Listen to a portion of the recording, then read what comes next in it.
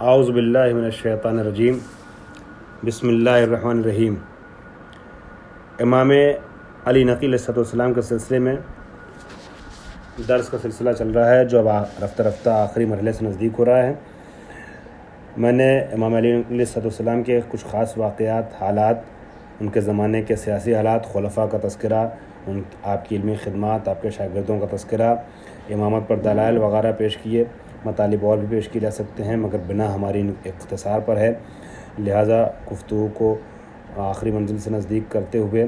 یہ عرض کروں کہ متوکل عباسی نے امام کو جو بلایا تھا اور میں نے عرض کیا کہ نظر بند رکھا، اور امام گھر میں رہتے تھے، قید خانے کی طریقے سے تقریباً زندگی گزارتے تھے۔ امام کے پاس کون آ رہا ہے، کون جا رہا ہے، ایک ایک چیز جو ہے وہ حکومت کی نظر میں رہتی تھی۔ اسی سلسلے سے ایک بار امام کے خلاف مخبری کی گئی اور امام کی سیاحت کرنے والوں اور امام سے حسد کرنے والوں نے متوکل سے کہا کہ انہوں نے اپنے گھر میں اسلحہ جمع کیا ہوا ہے اور لوگوں کو بلاتے ہیں اور ملتے ہیں اور تمہارے خلاف بغاوت کر سکتے ہیں۔ تو امام کو اچانک، تو مطلب بغیر بتائے امام گھر میں چھاپا مارا گیا اور امام کو گرفتار کرنے کی کوشش کی گئی، تو دیکھا گیا کہ امام جو ہیں وہ ایک سادہ زندگی گزارنے کے انداز میں معمولی لباس پہنے ہوئے، اور امام جو ہے سر پر اپنے ایک رومال رکھے ہوئے اور قرآنی آیات کا زمزمہ اپنی زبان سے کر رہے ہیں، قرآن کی تلاوت فرما رہے ہیں۔ اسی حالت میں امام کو حضور میں لایا گیا اور بتایا گیا ان کے کارندوں کے ذریعے سے کہ ہم نے اس حالت میں پکڑا ہے ان کو، دیکھا ہے ان کو، یا ان کو گرفتار کیا ہے کہ جب یہ گرفتار کیے جانے کے اہل نہ تھے اور قرآن مجید کی تلاوت میں مشغول تھے۔ امام علی نقی علیہ السلام کی جب یہ کیفیت بتائی گئی تو متوکل نے امام کو اپنے پاس بیٹھنے کے لیے کہا، اور وہ شراب پی رہا تھا اور اعوذ باللہ اس کو امام کی طرف جام کو پیش کیا، تو امام نے اس کو تنقیدی نگاہ سے دیکھا، اور اس کے بعد امام فرماتے ہیں کہ خدا نے ہمارے گوشت پوش اور لحم و دم کو اس طرح کی نجاست سے پاک و پاکیزہ رکھا ہے، میں اس سے مبرہ اور دور رہتا ہوں۔ امام نے کہیں نہ کہیں خالف وقت کی تنبیہ کی اور نصیحت کی کہ یہ گناہ کا ہے جس کا تو مرتکب ہے، لیکن ایسے لوگ گناہوں کی طرف بڑھتے رہتے ہیں اور ان کے اوپر واعظ و نصیحت کا اثر نہیں ہوتا ہے۔ جو امام حسین کے حرم کی تخریب کر دے، قبر کی تخریب کر دے، اس کے اوپر امام کی باتوں کا اثر کیا ہوگا؟ لیکن بہرحال ظاہری طور پر ان لوگوں نے پبلک کو دکھانے کے لیے کئی بار مکاریاں بھی کی ہیں، چنانچہ شراب کا کہ اس نے کاسہ شراب جو تھا، شراب کا ظرف، وہ فوراً کنارے ہٹوا دیا، اپنے خادموں سے کہا یہاں سے لے جاؤ، اور امام سے کہا کہ اچھا آپ شعر سنائیے، کچھ اشعار پڑھیے۔ امام نے کہا میں شعر و شاعری کا زیادہ شوق نہیں رکھتا ہوں، زیادہ ذوق نہیں رکھتا ہوں۔ اس نے اصرار کیا، امام نے فرمایا کہ میں اشعار زیادہ پڑھتا نہیں ہوں، لیکن جب اصرار کیا تو امام نے اخلاقی اور معنوی معارف پر مشتمل کچھ اشعار پیش کیے، اور ان اشعار میں سے مثلا نمونے کے طور پہ دو شعر آپ کے حوالے کر رہا ہوں۔ امام نے فرمایا باتو، جس میں ایک طنز چھپا تھا، ایک نصیحت چھپی تھی، اور ایک مشورہ چھپا تھا، اور ایک درس چھپا تھا۔ امام نے فرمایا باتو علی قل الاجبال تحرسهم غلب الرجال فما اغنتهم القلل، باتو علی قل الجبال تحرسهم غلب الرجال فما اغنتهم القلل۔ ان لوگوں نے شب گزاری پہاڑوں پر اس حالت میں کہ پہاڑ ان کی حفاظت کرے، حالانکہ یہ قوی مرد تھے، مگر پہاڑ کی چوٹیوں نے ان کو کوئی فائدہ نہیں پہنچایا، اور اس کے بعد ظاہری عزت کی زندگی گزارنے کے بعد ان کو نیچے اتارا گیا ہے نا۔ نیچے کیسے؟ وَاسْتَنْزَلُوا بَعْدَ عِزٍّ عَنْ مَآكِلِهِمْ فَأَوْضَعُوا حُفَرًا یا بئس ما نزلوا۔ ان کو نیچے اتارا گیا اس ظاہری عزت کی اور سربلندی کے بعد، اوپر سے نیچے گرایا گیا، اور پھر اس کے بعد ان کو گڈھے میں ڈھکیل دیا گیا، اور کتنا برا تھا وہ ان کا ٹھکانہ کہ جہاں ان کو بھیجا گیا۔ یہ اس طریقے کے اشعار پر مشتمل امام نے جو اپنا پورا کلام پیش کیا، تو اشعار ختم ہونے کے بعد جو ہے متوکل سمیت تمام افراد جو بہت متاثر ہوئے، اور لوگوں کے آنکھوں سے آنسو جاری ہونے لگے، اور رخسار لوگوں کے آنسوؤں سے تر ہو گئے۔ اس طریقے کے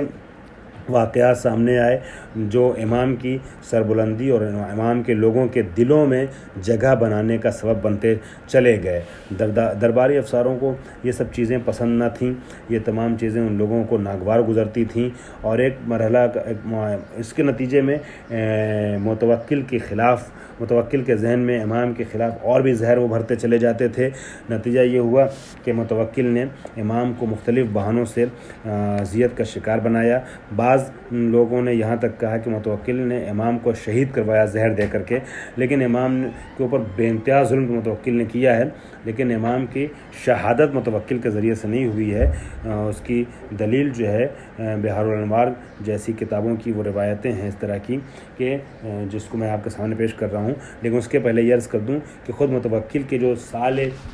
ممات کتابوں میں تحریر کی گئی ہے کہ اس کے واصل جہنم ہونے کا جو سال ہے وہ 248 ہجری ہے۔ جب 248 ہجری میں دنیا سے چلا گیا اور امام علی نقی علیہ السلام کی شہادت جو ہوئی ہے 254 میں ہوئی ہے، تو یہ خود بخود جو ہے اس بات کی نفی کرتا ہے، یہ نظریہ کہ یہ واقعہ یا یہ بات اس بات کی نفی کرتی ہے، یہ واقعہ نفی کرتا ہے اس عقیدے اور اس نظریے کا کہ متوکل نے امام کو شہید کیا تھا۔ واقعہ کیا ہے؟ واقعہ اس طریقے سے ہے کہ متوکل عباسی نے ایک بار جو ہے امام کی توہین کرنے کے لیے امام کو ان کے گھر سے پیدل دربار میں آنے کا حکم دیا یا دعوت دی یا پیغام بھجوانا چاہا، تو اس کے وزیر نے متوکل سے یہ کہا کہ ایسا نہ کیجیے، اس لیے کہ ایسا آپ کریں گے تو آپ جانتے ہیں کہ شہر میں لوگ بہت زیادہ قلبی طور پہ ان کی طرف جو ہے وہ مائل ہیں، امام کا نام لیا ابو الحسن کی طرف مائل ہیں، تو یہ آپ کے خلاف چلا جائے گا، لہذا اگر بلانا ہے تو صرف ان کو پاپیادہ نہیں بلکہ سب کو پیدل بلائیے، بغیر سواری کے بلائیے۔ گرمی کا زمانہ تھا، شدت کی گرمی تھی، امام کی وجہ سے اس نے سارے وزراء کو اور اراکین اور امراء کو جو ہے وہ پاپیادہ بلایا۔ اب امام بہرحال امام عصمتوں اور نزاکتوں کا پروردہ ہمارا امام جب پاپیادہ جب آتا ہے اور آنے کے بعد امام جب دروازے پہنچتے ہیں تو وہاں کا ایک وہ کہتا ہے، یعنی افسر یہ کہتا ہے کہ میں نے امام کو دیکھا کہ امام جو ہیں وہ نہایت جو ہے خستگی کے عالم میں ہیں، پسینے کے قطرات چہرے سے ٹپک رہے ہیں، خستگی کے آثار جو ہیں وہ ظاہر ہیں امام کے عروج سے۔ تو میں نے تسلی کے لیے کہا کہ فرزند رسول آپ متوکل سے ناراض نہ ہوئیے گا، اس نے صرف آپ کو نہیں بلکہ سارے امراء کو اسی طریقے سے بلایا ہے۔ تو امام قرآن کی اس آیت کو پڑھتے ہیں، تمتعوا سورہ کہف کا جملہ، تمتعوا فی دارکم ثلاثۃ ایام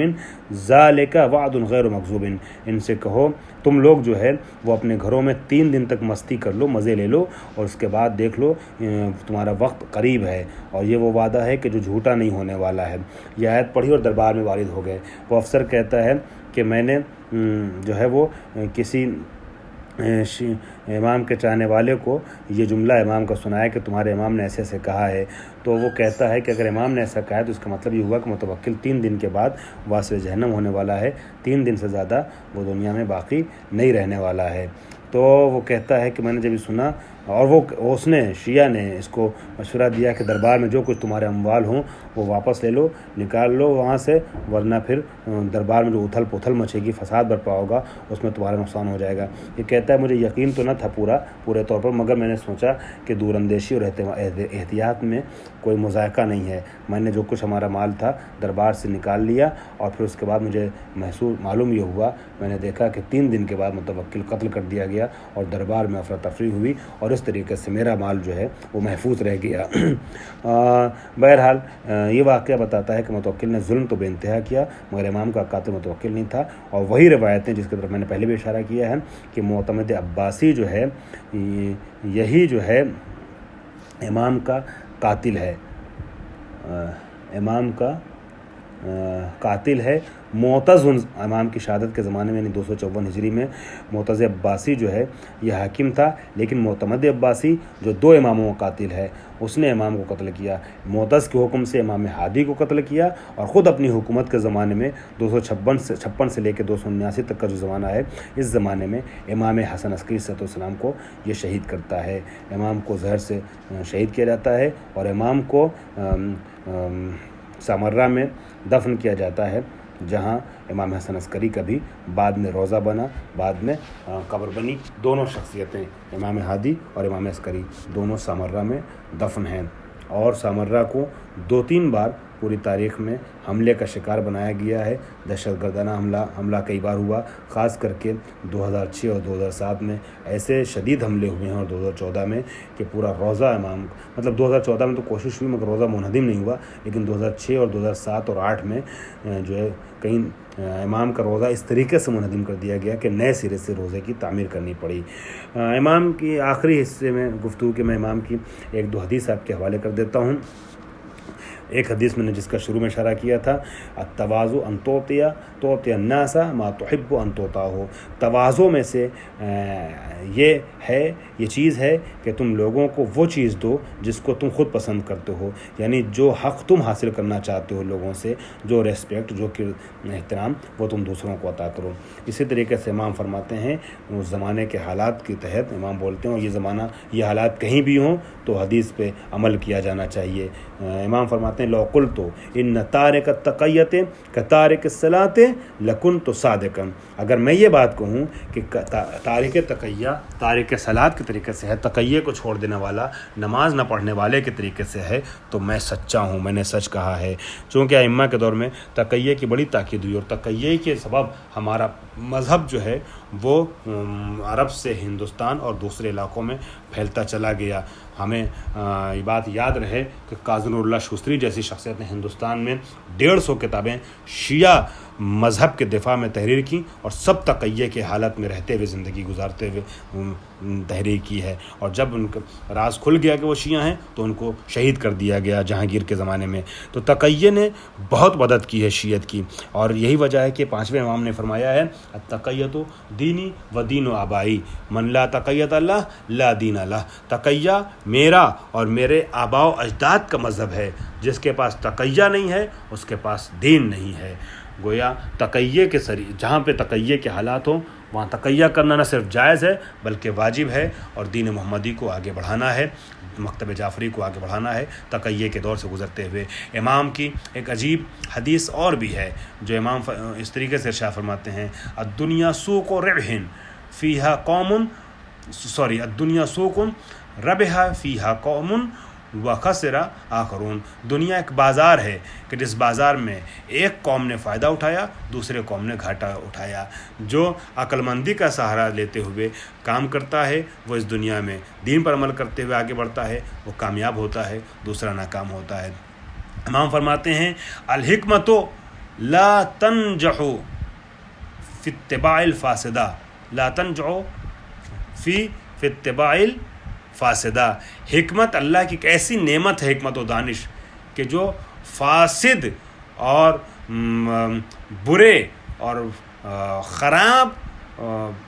دلوں میں جگہ نہیں کر پاتی ہے, یعنی اس کی جگہ جو ہے پاک و پاکیزہ دلوں میں حکمت کی. امام فرماتے ہیں ان اللہ جعل الدنیا دار البلوى والآخرۃ دار عقبہ وجعل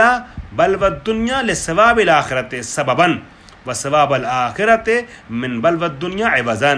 کہ اللہ نے دنیا کو امتحان کی جگہ قرار دیا ہے اور آخرت کو پروردگار عالم نے دار عقبہ قرار دیا ہے. اور امام فرماتے ہیں کہ اللہ نے دنیا کی بلا اور مصیبت کے لیے